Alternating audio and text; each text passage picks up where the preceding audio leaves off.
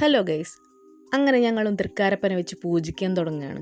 അരിമാവ് കൊണ്ടാണ് ഈ ചൊരുക്കി തുമ്പപ്പൂവും തുളസിയും ഒക്കെ ചാർത്തി അടയും പൂവും ഒക്കെ നേദിച്ചിട്ട് ആണ് ഞങ്ങൾ തൃക്കാരപ്പന വയ്ക്കാറ്.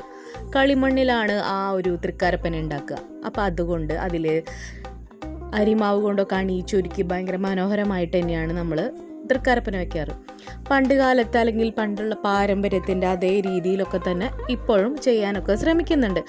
എല്ലാ രീതിയിലും പണ്ടത്തെ ഒന്നുമില്ലെങ്കിലും കുറേയൊക്കെ നമ്മളത് ഫോളോ ചെയ്തിട്ട് തന്നെയാണ് ഇപ്പോഴും മുന്നോട്ട് പോകുന്നത്. എല്ലാ ഭാഗങ്ങളിലും ഇതേ രീതിയിൽ തന്നെയാണോ എന്ന് എനിക്കറിയില്ല. ഞങ്ങളുടെ ഈ ഭാഗത്ത് അല്ലെങ്കിൽ ഞങ്ങൾ ഈ ഏരിയയിലൊക്കെ അങ്ങനെ തന്നെയാണ്.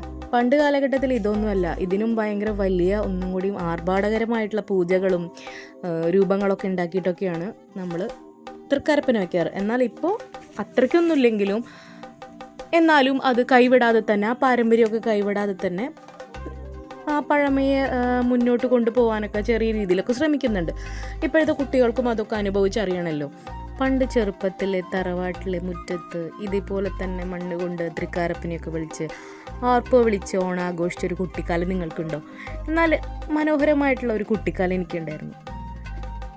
ആ ഓർമ്മകൾ എനിക്ക് ഇന്നും ഉള്ളതുപോലെ ഞങ്ങളുടെ കുട്ടികൾക്കും അല്ലെങ്കിൽ ഞങ്ങളുടെ കുഞ്ഞുങ്ങൾക്കും ആ ഓർമ്മകളൊക്കെ അവർ വലുതായാലും അവർക്ക് ഒരുപാട് ഓർമ്മകൾ ഉണ്ടാവണമല്ലോ. അതിനുവേണ്ടി മനോഹരമാക്കാൻ പറ്റുന്ന അത്രയും ശ്രമിക്കുന്നുണ്ട് കേട്ടോ. ഒരു വലിയ ഒരു സന്തോഷമാണല്ലേ എങ്ങനെയൊക്കെ നമ്മൾ ആഘോഷിക്കുക എന്നൊക്കെ പറയുമ്പോൾ. അതൊക്കെയല്ല ഓണത്തിൻ്റെ ഒരു പ്രത്യേകതകൾ. പണ്ട് നമ്മൾ അനുഭവിച്ച അതേ ഒരു ഫീലൊക്കെ ഇപ്പോൾ കിട്ടുന്നില്ലെങ്കിലും ആ ഫീലൊക്കെ ഉണ്ടാക്കാനായിട്ട് നമ്മളും ശ്രമിക്കുന്നുണ്ട്. പിന്നെ അച്ഛനാണ് ഇവിടെ ഇങ്ങനെ തൃക്കാരപ്പനെ വയ്ക്കാറ്, പൂജയൊക്കെ ചെയ്യും കുറേ നേരം. അതുപോലെ തന്നെ ഇതിലവസാനം അടയൊക്കെ പൂജ ചെയ്യുമല്ലോ, അത് നമ്മൾ മധുരമില്ലാത്ത അട, പൂവട എന്നൊക്കെയാണ് നമ്മൾ പറയുക.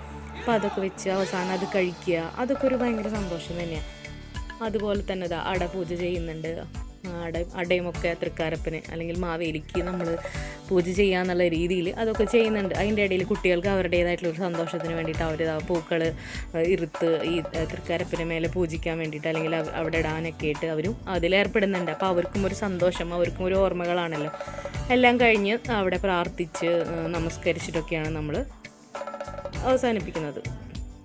നമ്മൾ അനുഭവിച്ച ബാല്യകാല ഓണത്തിൻ്റെ ഭംഗി ഇനിയുള്ള നമ്മുടെ തലമുറയ്ക്കും കൈമാറാം. എല്ലാവർക്കും ഹൃദയം നിറഞ്ഞ ഓണാശംസകൾ. കുട്ടികളും ആർപ്പ് വിളിച്ച് സന്തോഷിക്കുന്നുണ്ട് കേട്ടോ, അത് നമുക്ക് കാണാം.